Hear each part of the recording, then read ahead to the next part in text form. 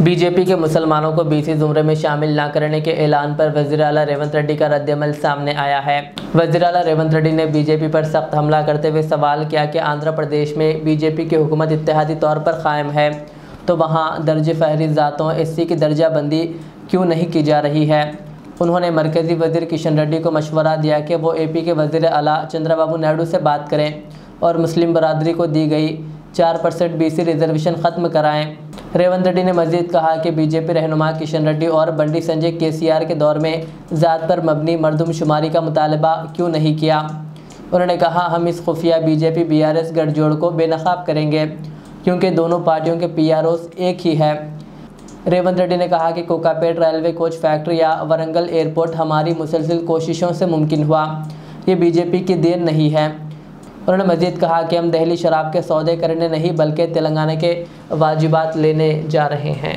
ఉన్నారు అని దూదేక్లా నూర్ భాష ఇట్లాంటి చాలా మైనారిటీ ఉపకులాలు ఈరోజు బీసీ రిజర్వేషన్లు ఉన్నాయి।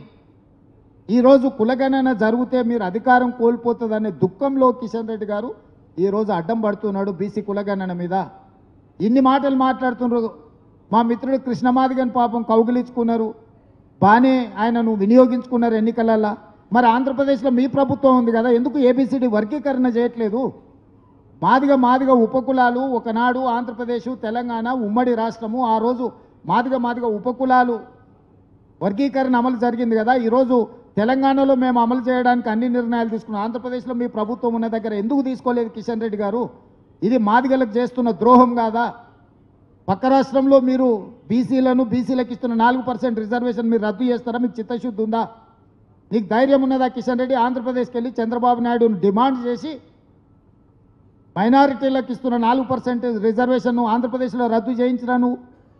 అంటే కేవలం భావోద్వేగాలను రెచ్చగొట్టి రాజకీయ ప్రయోజనం పొంది పబ్బం గడుపుకోవాలనే ప్రయత్నం తప్ప చిత్తశుద్ధి ఎక్కడుంది కిషన్ రెడ్డికి? కేంద్రంలో మా ప్రభుత్వం ఉంది కాబట్టి మేము బెదిరిస్తామని అనుకుంటున్నట్టున్నాడు కిషన్ రెడ్డి గారు। ఈ విధానం ఎక్కువ కాలం నడవదు కిషన్ రెడ్డి గారు। చాలామంది ఇట్లా వచ్చిండ్రు పోయిండ్రు బెదిరించిన వాళ్ళు।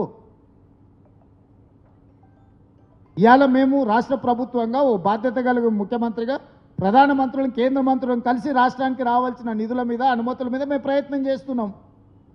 ఒక్కరోజన్నా నువ్వు తోడొచ్చినవా? ఒక్కరోజన్నా మా ఎంబడి వచ్చి అవును నేను కిషన్ రెడ్డి ఇంటికి స్వయంగా ఢిల్లీలో వెళ్ళి రాష్ట్రానికి ఏమేం కావాలనో